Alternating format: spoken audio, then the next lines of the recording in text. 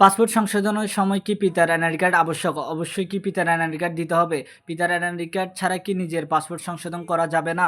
তো এই কমেন্টটা প্রায় সিমিলার আমার একটা পোস্টে একজনে কমেন্ট করছে প্রায় একই কমেন্টটা প্রায় ধরতে গেলে।